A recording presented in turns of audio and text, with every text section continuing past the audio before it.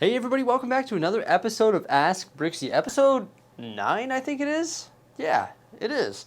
Right on. If you guys have any questions that you want answered in the next episode, make sure you throw them in the comment section below. Yeah, so let's get right to it. First question here is from Hugo. He says, do you have any plans on lighting the city? I have seen many LEGO cities with lighting and they look amazing. You know, I've seen many Lego sets and Lego cities with lighting in them as well, and they do look amazing. There's Litoling or there's lightmybricks.com, I think. There's a whole bunch of different companies that offer light kits, and I really have no experience with any of them. Actually, I think a couple of them reached out to me via email or social media offering to send me some light kits, and I declined. So yeah, why did I decline that? Well, I just don't think I'm going to have the time or patience to do that. Also, I just think that if I do light up the city or I light up a single modular building in my city, then I think it's going to be like a rabbit hole scenario that I'm going to want to light absolutely everything in the city. I want to light the Ferris wheel and the Disney castle and all the modular buildings and all the rides because I think it's like an all in or nothing sort of deal. So that's why I have not experimented with any of the light kits, and I don't plan on doing it. Now, I've always said that once I get the city exactly to where I want it to be, the next thing that I would do is I would integrate it into a Mills system. That's a Mills plate system. So I would change over all the roads and I would change over all of the modular buildings and everything in the Lego city so it's a Mills system. And I would do that before I would experiment with lights. But I've heard that it's actually easier to integrate lights into a Lego city when you have it on a mill system because it's easier to run the wires up into the modular buildings and stuff like that. So no, I do not plan on experimenting with lights in the Lego city. Next question here is from Fireball. He says, hey Bricksie, would you ever submit any mock projects to the Lego Ideas program? Why or why not? Sending support from Australia. Well, thanks for the support, man. I appreciate it. And thank you so much for the question as well. Would I ever submit a mock on Lego Ideas? Never say never. I probably will get around to eventually learning how to use Bricklink Studio, but for some reason I don't know how to use any of the digital design software at all, so therefore I don't think that my mocks would be suitable for Lego Ideas or for rebrickable.com. I really do think that I should learn how to use the digital design program so I can make my own instructions and stuff like that and make digitally rendered photos of some or images or graphics of the mocks that I create. Also, I just think ultimately that would make you a better builder because you have access to all of the parts available like in the Lego inventory or in the Lego world, and then you'd be able to build a mock using the digital designer program and then sort of export it, get your parts list, and then build it according to that. So I think it would be beneficial for me to learn how to use that because I think it would ultimately make me a better builder because you'd have access to all of the parts, whereas right now I'm just sort of, you know, using the parts from my own inventory. Although I do love building Lego sets. It's pretty obvious that I love building Lego sets. And I haven't really got much into the designing of Lego sets and making mocks or my own creations. I do a lot of rebrickable stuff and I do a lot of official Lego stuff. But yeah, I haven't really got into it. Never say never. Maybe it's in our future. I'm still young. I'm only 30, so maybe I will. Bricktopian has a question in regards to land. I am a Lego ambassador, so once in a while Lego does send me review offers. They send me sets to feature here on the channel, live build them with you, and feature them on our social media. He asks, do you have to keep sets you get through land for a certain amount of time, or are you allowed to sell them straight after review? Plain and simple, I'm not allowed selling it at all. Any set that I get from land is marked do not sell right on the box. It's got a yellow sticker on it and it says do not, or not for sale, I believe it is. I think I got a box here somewhere. No, I don't have a box here somewhere. But yeah, there's a yellow sticker on there that says not for sale, so you're not allowed selling anything that you get from land. However, you're allowed doing whatever you want with it other than selling it. So you could like part it out and use the parts if you don't want to keep the set in your collection, or if you don't have space to, you know, continue collecting and stuff like that. So you can part it out and you can do whatever you want with the parts, but you are not allowed selling anything at any time that you get from land until, of course, maybe you're no longer a member of land. Then I can't really see them doing anything. You know, I can't see them coming after you for selling something if you're not a member of LAN anymore. I don't think they have any ground to stand on there. But I don't know. I don't really plan on selling anything I get from LAN anyway. I wouldn't want to sell it anyway. I'd rather part it out and use the parts. Yeah, so no, you cannot. That's the short answer, I guess. Your Studios ask, have you ever thought about building a water park in your LEGO city since you already built a theme park? I like the idea. You know, there's a lot of space over there in the beach area, and you could integrate a water park there. I know there's been some LEGO Friends sets that have water slides, and I've been intrigued by it. I've always liked the water slide mold or the water slide piece, and it'd be really cool to make custom water slides.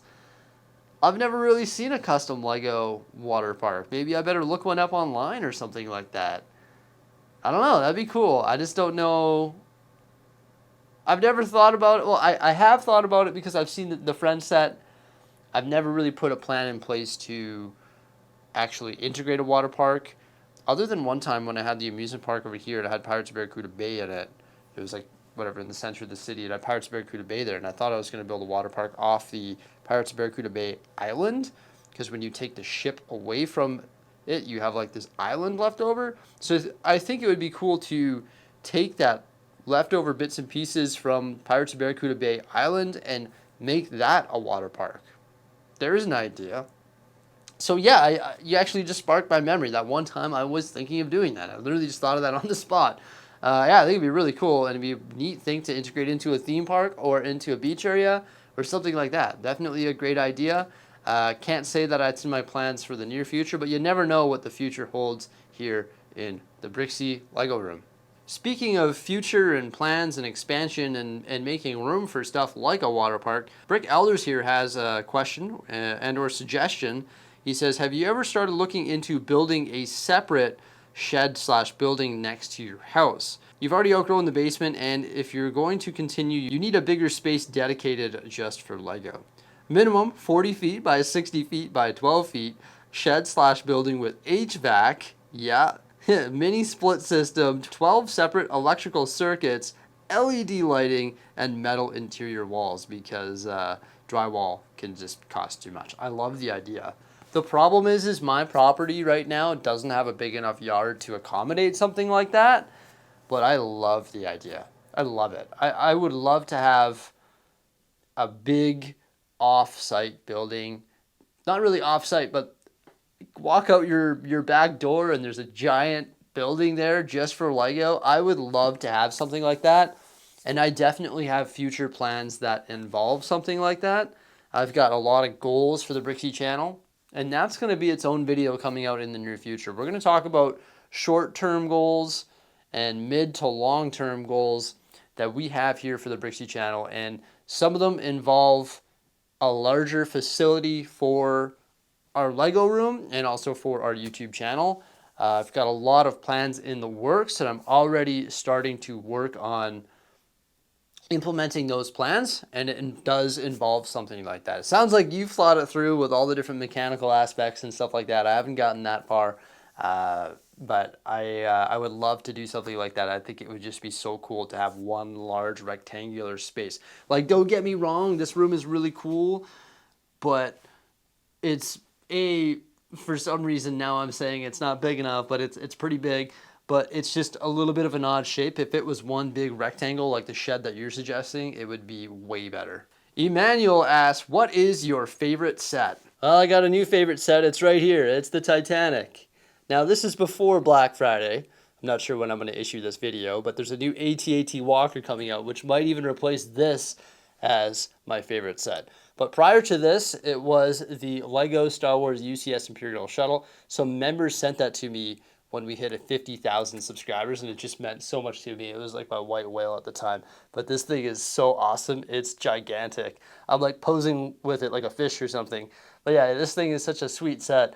I love it. It is so cool. But the new AT-AT Walker coming out on November 26th might beat this here. It might even already be out yet. I don't know when I'm going to launch this video. But yeah, there we go. A little bit of insight about this video here. I actually woke up at 5:30 this morning, and I was thinking to myself, what am I going to do this morning? And here I am making a video. It is currently 7:20 in the morning. So yeah, making a video at 7:20 in the morning, Feeling pretty good though. It's pretty awesome day for sure. Yeah, that's my new favorite set. Next question here is from Gary James. He says, "Do you have separate insurance for your Lego room? If so, did you have it specifically evaluated?" I won't lie to you. I did not have this Lego room insured for the longest time, and just last month, actually starting November 1st, my policy just started. I do have a separate policy for my insurance. Yes, I do. So there's actually two different policies that I have. One policy covers the belongings of the room, computers, cameras, Lego, stuff like that there. And it's not cheap. That policy there cost me, I think it was $1,100 for the year, so about $100 a month for that. And it's insured up to $100,000. Yeah. So yeah, it's insured for $100,000 for the contents of the room. And then as a Lego YouTuber, I finally did what I should have done a long time ago, and I got general liability insurance for my business, because this is a business operating under a corporation or a legal name. So I finally got general liability insurance. So this is going to protect me against lawsuits. It's going to protect me against contract breach. It's going to protect me against if I'm in a Lego store filming and I accidentally knock over a display and the Lego group sues me. Not that they're going to do that, but if I say something wrong and somebody comes and sues me, or I have general. I said the word sue too many times. It's not going to happen. Just we don't do anything risky at all in this company, but I just feel like I have insurance of general liability for coverage up to $2 million just so I can sleep at night. And that one there is the one that cost me a lot. That one cost me $3,200 a year for general liability insurance for my company. And then, like I said, I have the other policy that covers the contents of the room. So it's over $4,000 a year to insure this company properly. Yeah, it's scary. We also do other things here to ensure the safety and security of our Lego, and that is have a fully monitored alarm system here in my residence. We have 3 outdoor cameras. We have glass breaks on every window. Our sump pump has a thing on it there in case the sewer backs up, in case we get flooding. There's fire alarms and carbon monoxide things and everything, so our house is fully secure in regards to that as well. And if you have any sort of valuables in your house, whether it be Lego, whether it be your business, whether it be whatever, anything of intrinsic value in your house that you found valuable, I would recommend getting an alarm system. I've always had an alarm system. I've been a strong believer in them. And now we have cameras, and it's really cool because I can watch anybody who comes up to my front door, or I can watch anybody who walks by my backyard, I can watch anybody who drives by my driveway. So, and it also, like, every time that happens, it flags to my phone. So yes, we are fully insured, and yes, we are fully secure, because you can never go wrong having insurance, I think. And I finally have it. Obviously, it took me so long to commit because it came at a hefty price tag for this company. Do I have to have it? No, but can I sleep at night now? Yes, even though I said I was up at 5:30 this morning. So maybe it's not working. That's really about it for today, everybody. Those are all the questions answered here on Ask Bricksie episode 9. Once again, if you have any questions for me and you want them answered in the next episode, make sure you throw them down in the comments section below. Thank you so much for stopping on by today. Have yourselves a great one, and farewell.